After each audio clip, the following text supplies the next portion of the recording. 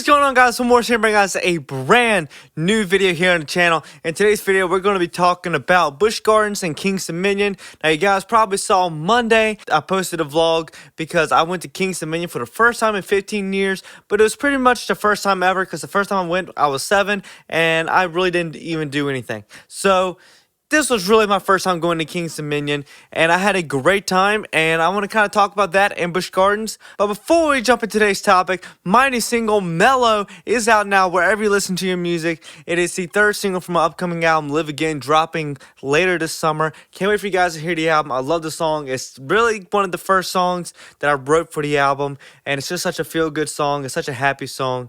And yeah, if after watching this video, go check it out. And if you like it, make sure to follow me on your streaming service so you're ready when the album drops later this summer. Now, we're going to be doing a whole versus thing. Now, the title might infer that, but it's not really. It's going to be more just my observation of Kingston Dominion and maybe some things that they do that I think Busch Gardens could pick up on. One thing I just want to go ahead and state for the record, there's one very distinct difference between Kingston Dominion and Busch Gardens, and it is what type of park are you? Kingston Dominion, they're an amusement park. Busch Gardens is a theme park, which means yes, you have your attractions such as flat rides, water rides, roller coasters, but you also have more experiences such as shows and your dining and your more nature stuff like with the animals. Two very different styles of parks. So I just want to go ahead and establish that before we get into the weeds of today's video. These parks are not far away from each other. One is in Doswell, just north of Richmond, and the other one is in Williamsburg, which is about, 45 minutes out of Richmond. They're not far from each other. They both opened in the same month in 1975.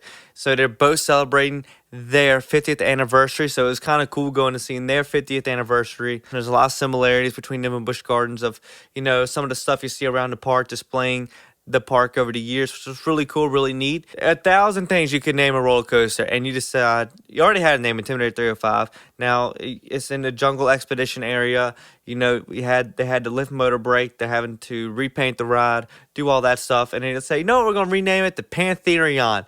When you got all the way just down the road, a world-class coaster in Pantheon, brother. It doesn't make sense. First, I just want to kind of go through an overview of Kingston Dominion. I really enjoyed it. I like their selection of roller coasters, their selection of flat rides. It's always kind of cool seeing a park that has the water park built into it with Soak City. The ride layout was really cool. It's a real simple layout. It's kind of a small park when you think about it because you can walk a circle around it really quickly. But the only part that really juts out is the Jungle Expedition area, which is a really well-themed, nice area. I say in the vlog and I say it here. It's the one thing in the park where I was like, you could rival Busch Gardens with their theming here. And I do believe with Dark Coaster and then Loch Ness Monster, Legend Lives On, and with the Big Bad Wolf, The Wolf's Revenge, we've seen Busch Gardens kind of pick it back up in the theming category because I do feel like they saw Jungle Expedition because they were like, Kingston Dominion's not going to do any theming like that. And then they saw that and they're like, maybe we should try a little bit more. If Busch Gardens gets in their bag with theming, you cannot beat them. And from what President Kevin has said at a lot of the stuff recently, they're very much trying to tap back into the theming. Speaking of that, let's talk about just the park, the atmosphere, the nature. This is where Busch Gardens obviously triumphs because they are the world's most beautiful theme park. Their landscaping is next to none. It is so beautiful. It's built into the natural area. Now, obviously, the Rhine River at the park is man-made, which is really crazy. But just having that nice waterway that goes through the park, having the train, all the flowers, all the gardens, it really lends itself up to just an overall more beautiful experience. Because with Kingston Dominion, it's very open, and you have your trees, you have your garden areas, but it's nothing too crazy. It's very, very open. There's not a whole lot of shade. The only opportunity really for good shade is the Old Virginia area. That's really the only place where I was like, you can really get shade. And if you're walking International Street, whatever, you can get some good stuff there under some of the trees. Which I do like International Street. That is the one thing I would give to Kingston Dominion. I think their entrance is better. But I'm a sucker for Main Street USA like Disney World. So it was very similar to that, having the water fountain in the middle. It brings a lot of kinetic energy with the Eiffel Tower at the end. It just creates this energy as you're walking into the park that is really neat. And you guys heard my whole gripe about like how does Kings Dominion have the Eiffel Tower with Busch Gardens that literally has France as an area? How do we not have an Eiffel Tower? And someone brought up in the comments like, well, Busch Gardens France is based off of Aquitaine, which isn't Paris, and the Eiffel Tower is in Paris, so therefore we wouldn't have the Eiffel Tower. And I totally get that. I see your point, and that kind of made me like, okay, but then I want to rebuttal that with just one thing, which is who actually knows this Aquitaine? You're a diehard fan. If you've been a fan for a few decades, you definitely know. But now, like for me, who like grew up in the early 2000s at the park and stuff, like I never knew it was Aquitaine until I became like a big fan. People see France. It's advertised as France, right?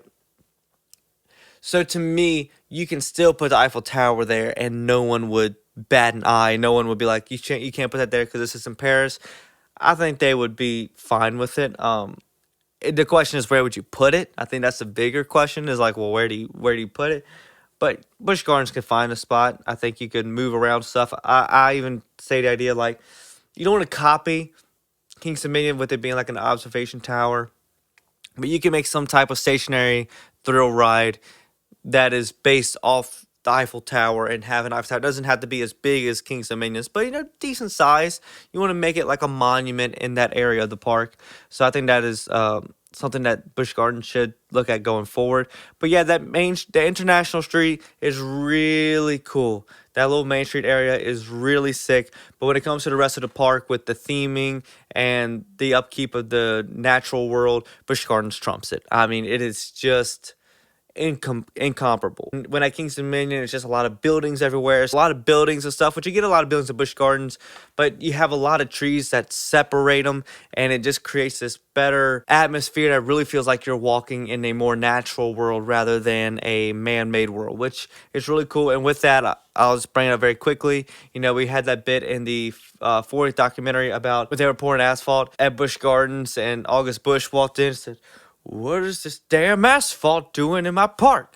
And kicked it and stuff. I love that story. So they replaced it with that. I don't know what the proper word is, but it's like the rock style. You guys know. You guys have been to the park. You guys know what I'm talking about. That is much better than the asphalt and cement at Kings Dominion because that stuff soaks in the heat, which is smart for them because it dehydrates you faster. So you have to go and buy more drinks. But aesthetically, just from look-wise and its actual purpose, the walkways Busch Gardens have much better. Obviously, Busch Gardens wins in the animal area because we had the little conservatory for the birds, and they're looking at bringing some of the animals that they used to have back to the park, which is really cool. They win there. Eating and dining. This is a toss-up. Busch Gardens has the Fest House, which is amazing. Marco Polo Marketplace, which is amazing. The Grogan's Pub, which is awesome. Trapper Smokehouse, insane. Here's what I'll say. Neither excel at food. Let's put it that way. Neither are really outstanding at food, which is a shame because Busch Gardens used to like really excel at food.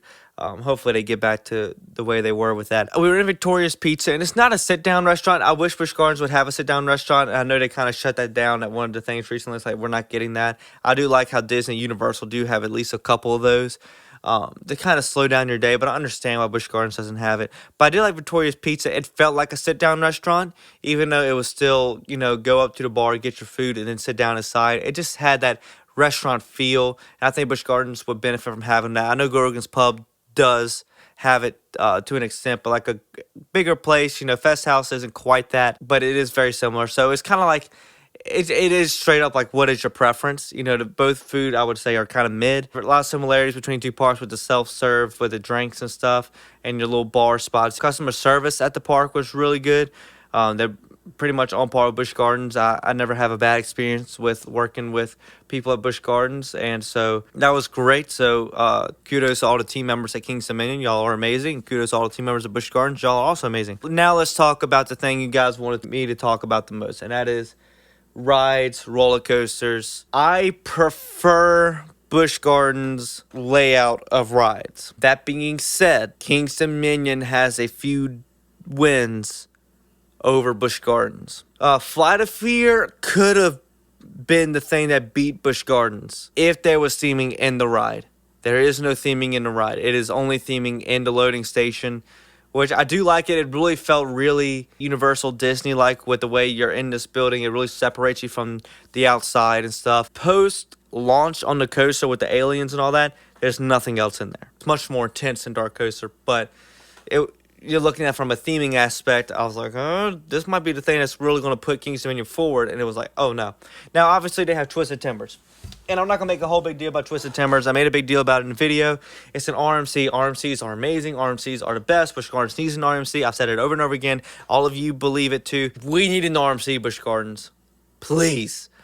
They have a lot of wooden coasters. Obviously, Racer 75, formerly the Rebel Yell. They have Grizzly. I didn't get a chance to ride Grizzly. I didn't try to ride every single roller coaster. I just tried to ride like the bigger ones. Twisted Timbers, amazing. I would love for Busch Gardens, if they get one, to be a little bit more like Iron Gwazi, where it's a bit longer. Twisted Timbers was kind of condensed, and I am afraid if Busch Gardens does get an RMC, it's going to have to be a bit more of a condensed one. But if it can be to the height and size of Iron Gwazi at Busch Gardens Tampa, I would love that, because I do prefer Iron Gwazi over Twisted Timbers. But it was a fantastic coaster. The way it whips you right after the lift hill is amazing, and I loved it. I can't say enough things about that. I don't know what was it Sky Spinner, whatever it was, that thing that's almost like a drop tower. It goes up and spins you around. I really want Busch Gardens to get one. I think it would go great in the Big Bad Wolf area, because Mock Tower was over there. Oh, you can put it in a Mock Tower spot too, honestly, because it's a great spot to observe the whole entire park, and it gives you that thrill ride. And you know, it could be like that level up. You had the kiddie swings, then you had the whirlwind, and then you'll have the Sky Spinner. I think that'd be really cool. I like the Delirium. It was fun. It's pretty close to Fending Against Fire. I think you could just, like, do you want to spin, or do you just want to swing back and forth? It's like, what is your preference? I didn't ride a drop tower, because once you ride one drop tower, we've ridden them all, and I've ridden a few, so I was like, I don't need to ride that. But oh yeah, Tabooly, that was really fun. It flips you around. It hurt. It was a really cool coaster. I would love for Busch Gardens to get a coaster like that, kind of like where Tempesto, like a very condensed coaster, and it fills up space. I enjoyed it because you really have no control. You can't really see where you're going. It's kind of a free spinning coaster, which is really cool. So I'd be totally down for that. And then I rode Raptera, which is a wing coaster, but not like Griffin, but it's where it's separated over the track, and you got literally the wings on the sides, and you ride on the wings. It was really fun. It was nothing like that blew me away, but I think it is something that Busch Gardens could get. It was pretty well condensed at King's Dominion too, and it fit in a pretty small area. It was really well themed, and I think Busch Gardens could benefit from having another wing coaster like that, whether it's over in the Big Bad Wolf area, because I think they really should fill out that area. One thing I really noticed is neither park really has a duplicate of the other's roller coaster. No matter which park you go to, you're going to get a unique experience, because neither has the same coasters. I would still prefer Busch Gardens layout over King's Dominion, because King's Dominion has some really big highs in their coasters. Like, obviously, I didn't get to ride it, but I'm assuming Pantherion is a fantastic, amazing coaster. Twisted Timbers is great. And Dominator is fine. Flight of Fear is okay. Raptera is really cool. But if you're going down the list of like which coasters are like for like the thrill and the enjoyment and the length, that's a big thing, is how long do the coasters ride for. And you're talking Griffin, Alpengeist, Loch Ness Monster, Polished Chariot, for Bolton, Dark Coaster, Invader. You look at those and the bang for your buck on each coaster, I just personally feel Busch Gardens is better. And so I'm going to give it to Busch Gardens there, but I truly believe it's like, what kind of coaster do you prefer? And that'll kind of be your judgment. Now, obviously, King's Dominion has more roller coasters, but more doesn't always equal better. King's Dominion definitely wins when it comes to like stationary flat rides. They have more. They have a Ferris wheel. I think Busch Gardens could benefit from a Ferris wheel if they really wanted to have one. And there's a lot of copy and paste between the rides. There's like similar ride to the Catapult or Flying Machine, formerly Rest in Peace Flying Machine. Their Whirlwind is pretty much just a straight up copy there. There's a lot of very similar rides when it came to the water rides. You, of course, had your log flume, you had your rapids ride, you had your raft ride. So very similar to Busch Gardens layout, so nothing too crazy there. Obviously, Busch Gardens wins in shows and experiences. King's Dominion isn't made for that. They're not made to have all these shows and stuff. And Busch Gardens, obviously, with Celtic Fire, and then the Oktoberfest show, and then, you know, the Sounds of San Marco, all that stuff. Like, you got all those shows around the park. That's what separates Busch Gardens from King's Dominion. Is just you get more experience. King's Dominion is about the thrill. Busch Gardens is about the experience, and I think that's really the true difference between the two. And I still take Busch Gardens over King's Dominion, and to me, it's not really a close conversation because I think there's just more to do at Busch Gardens other than rides. But I do think Busch Gardens is in a way trying to play catch up to King's Dominion with how many amusement rides and thrill rides you have, which is not a bad thing. You want good competition. Really enjoyed my time there. I would love to know what you guys think about King's Dominion versus Busch Gardens. Like I said, they're very similar in their layouts. I just say, pick your preference. Mine is Busch Gardens, but how awesome is it that we have two great parks within driving distance of each other? And I think that's really cool. And, I'm going to try to not wait 15 years to go back to King's Dominion. I think I'll go back relatively soon because I do want to ride Pantherion because 94 miles per hour, 305 feet up in the air. I want to ride it. Let me know what you guys think down below. Do you agree with my opinions or do you have a different opinion? I would love to know. We can talk down in the comments below. But you just can't beat the world's most beautiful theme park. Come on now. The music, the sights, the sounds, the smells, you can't beat it. But yeah, let me know your thoughts down below. Make sure to subscribe if you like this video. And if you like this video, make sure to hit that like button and hit that bell button so you're notified every single time I put a brand new video to the channel. Make sure to go check out my new single, Mellow, wherever you listen to your music. The third single from my upcoming album, Live Again, dropping later this summer. Cannot wait to share this album with you guys. It's getting listened to right now, and reviews are very good about the album. So I think you guys are in for something awesome, something super special. And make sure to go check out the Patreon if you enjoyed this video. Help support the channel. And there's a lot of behind-the-scenes content, access to new music, and exclusive podcasts. So make sure you go check that out. And thank you all for watching. My name is Morris, and I'm out. Peace. I'm just mellow, living life at my tempo. I just be riding with the flow, the only way that I know. I'm just mellow.